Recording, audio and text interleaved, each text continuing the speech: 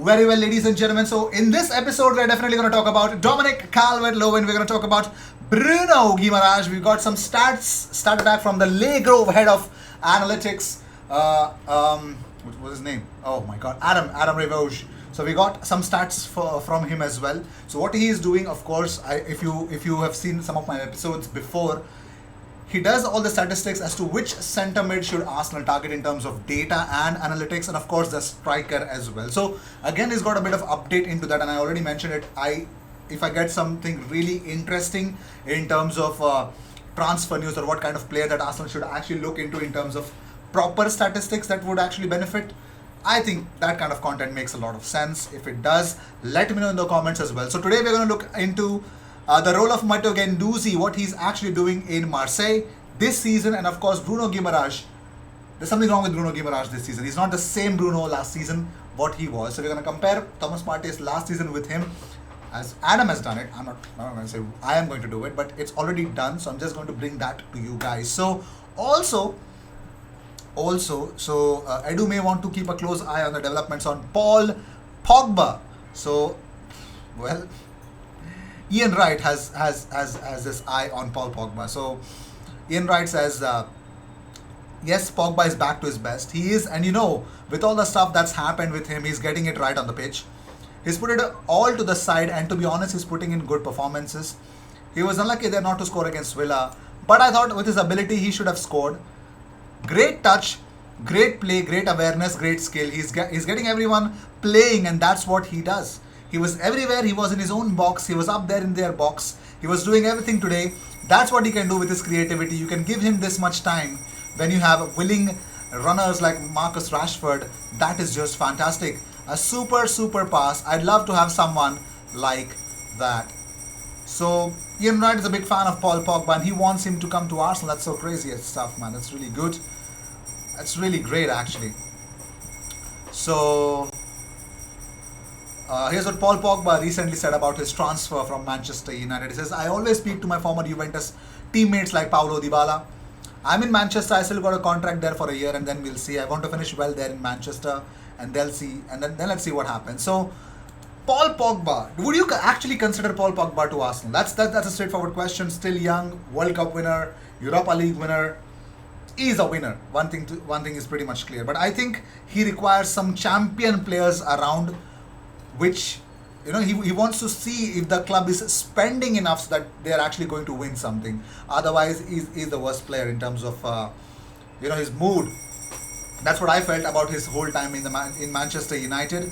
That's what we saw, and I think a lot of inconsistencies. But still, Paul Pogba is Paul Pogba, and I believe he's performing well because, of course, he would want to improve that resume. Even though whatever happens, he's won everything. But if he wants to go to a bigger club, or a bigger club would want to come for him, being Mino Raiola's client, of course, big clubs will definitely want you to, like the hottest property in football. So Paul Pogba is definitely a wanted man. But let's see, man. Let me know in the comments. Would you guys want him at Arsenal? I think the way Arsenal are progressing, he would be a fantastic player. But surprisingly, I would say no for Paul Pogba. I have my reasons. I might be wrong, but surprisingly, I would say no because I think it would be a fantastic addition. True, but no. Odsonne Edouard has spoken about Kieran Tierney. Of course, Tierney was his teammate in Celtic. They both played together. So before the game, Arsenal versus Crystal Palace, speaking to UMM's YouTube channel, he says that Tierney is very good. I had the chance to play with him for 2 years and I enjoyed it. He made a big impact on the left-hand side and gave me a lot of assists. So it is good. And Edward also said that it's a very big contest, Arsenal versus Crystal Palace for him. He says, for 90 minutes, it's a game, it's a fight. But after, for sure, I'll speak with him. I'll get in touch. He's still my friend. Jose Mourinho also spoke about Tierney being like Nacho Monreal previously as well. So, yes. So, Odsonne Edouard really agrees with Jose Mourinho, of course. Why would anyone say anything negative about Tierney apart from certain things, which is actually nitpicking, actually. He's really great at the pitch. But Santi Cazorla could be back at Arsenal. So, this is the report by Tashan Deniran Alain. I don't even know if this is a girl or a boy. I'm really sorry for that. But There's this report which says that Santi Cazorla might come back, as we see Jack Wilshere coming back and adding up. You know, Per Mertesacker is doing that. We see David Seaman coming in and having an impact on the youngsters, and of course, the one, the only Aaron Ramsdale, Arsenal's goalkeepers as well. So there's nothing wrong with Santi Cazorla coming back and getting his coaching badges, or at least to motivate our players or something like that at one point of time. You know, you never know. You never know. That's exactly the motto of this. But Santi Cazorla, well, I mean, let's see what happens. Let's see what happens, because previously I think Guillaume Bayag said that basically what may happen is Santi wants 2 more years playing. 2 more years going back to Arsenal with Arteta is something that I think he will consider as a coach. I asked him about it. He said yes, he will consider as a coach when he retires, but he wants to play for 2 more years. So this was the update. Like Guillaume Bayag said this, Santi Cazorla spoke to him and he said to him that yes, he would want to play for 2 more years. So maybe if Santi has time, would you want Santi to come to Arsenal as a coach in the future? Let me know in the comments. Yes, I'm the dumbass YouTuber who actually wants you to comment, so that I want to know what is your feeling. That's really, that's something that really I want, engagement from you guys. I come up with this kind of content. At least comment and let me know. Would you guys in any capacity would want to see Santi Cazorla as a coach, or coming in to mentor some players for some at some point of his career, or coming here for his coaching badges? Anything. Let me know what you guys think about it. So Noel Whelan has urged Everton to keep Dominic Calvert-Lewin in spite Arsenal want to sign him. The former Leeds striker spoke exclusively to Football Insider, and he's saying that no, Dominic Calvert-Lewin should not leave Everton at all. So Noel Whelan says, much like Richarlison, Calvert-Lewin is an integral part of that club if they want to rebuild. Everton will be very reluctant to sell those kind of players, and it would be a really bad step for them. It would not show the fans that the club is continuing to progress and push towards Europe. This is supposed to be an exciting time where you are adding players to the squad, not selling international players who are meant to be there for longevity. I know money talks, but if you're serious about taking the club forward, you have to hold on to these sorts of players. Arsenal have won lots of games in the past, but right now the 2 clubs are on an even keel. Even keel, okay. Alright. Yeah, they're evenly matched. Yeah, okay. Okay, uncle. Right. If you say so. But moving on, so while on England duty, Ramsdale spoke about who actually brought him to Arsenal. Well, he says Agent Saka. That's what he says. He said the manager Arteta spoke to him on a couple of times and thankfully he gave a good review of me. So Bukayo Saka gave a good review of Aaron Ramsdale. He says, what a guy, he's just happy. He's just always happy. What a footballer as well. I'm very happy now he's on my team at club level. When you come here and you've got the talent which you've got up top, Bukayo is right in the mix of that.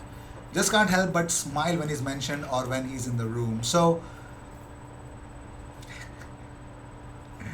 unbelievable, man, unbelievable. So, best part is that Aaron Ramsdale is on the make, is definitely on his way to become England's number 1 at one point of time, and it's much more closer than he or I or you think. And also the best part is that Aaron Ramsdale, Agent Saka has worked his wonders to bring him to Arsenal. But talking about the more thing, why Matteo Guendouzi is better off in France. So Adam tweets out, he says, there were some calls for Guendouzi in the comments. Here's his performance so far against my central midfielder template. About Guendouzi, he says, Guendouzi's been in such an attacking role that it's not surprising to see basically no defensive contribution worth mentioning. So this is what it is about Matteo Guendouzi. If you look closely, the progressive carrying distance, we are comparing him with Thomas Partey. Okay. Dribbles completed per 90. Matteo Guendouzi is not doing that. Ground duels won, no. Aerial duels won, no. Don't care anything about it. But hey, tackles or interceptions per 90. Matteo Guendouzi is winning that race. He is winning shots creating actions, pass success rate, XG build up per 90, NPXG plus XA. Those are the numbers that Matteo Guendouzi has been. He's given that role, man. All the attacking roles are really good for Matteo, but apart from that, there's no defensive numbers that he is trying to match. There's no defensive role for Matteo Guendouzi this season. And let's talk about Bruno Guimaraes. Bruno Guimaraes last season which is in red, and this season, which is in green. If you compare, that's a very not a good number. Not a good number, to be fair. You know, if you can see the defensive stats from last season, just comparing him with himself, you know, you can see progressive carrying distance. Last season was really good. Ground duel 1, lots of defensive work and offensive work. But this season, yes, progressive carrying distance is good. Dribbles completed per 90, almost similar. Ground duels 1, aerial duels 1 compared to last season. Successful pressures per 90, dead. Dribbled pass per 90, that's actually really cool. He's not been dribbled past, that's cool. Dribbler tackled was more last time. This time he's not tackling at all. Accurate long balls per 90. Shot creating actions, passes into the final third. Progressive passing distance, NPXG plus XA. So Bruno Guimaraes, I think the way he's been deployed, that also is the reason why Bruno Guimaraes has been more attacking. Of course, it's wrong to say, because you know, this season Bruno Guimaraes, you know, if you compare him throughout the whole of last season's stats, then it does not make any sense. It's a very small sample size, I think, but let's see. He's actually falling down the pecking order, because Bruno was all about, you know, keeping the ball, and then with a good, you know, a good holding midfielder kind of a role. But no, that was not seen. So if you compare Bruno Guimaraes this season with Partey last season, Bruno Guimaraes stats are blue, and red is Thomas Partey. You can see only a couple of attacking stats, 4 attacking stats are better. XG build up per 90 is good, NPXG plus XA, shot creating actions, accurate long balls per 90 is better. But apart from that, every other department, and even pass success rate is a little higher than Thomas Partey. But apart from that, Thomas Partey is killing it in the defensive role. So if Bruno Guimaraes is not doing all the defensive role, and if he's, you know, developing his role in a different way, will we look at Bruno Guimaraes the same way as we used to? Because he is a good defensive midfielder. Like, the defensive aspect of his game was really good. So let me know in the comments, Bruno Guimaraes, after seeing this, do you guys really believe that Bruno Guimaraes has actually changed, or his gameplay has been changed? Let me know in the comments that as well. So I'll see you in the next one. Until then, cheers, yeah, and have a good one.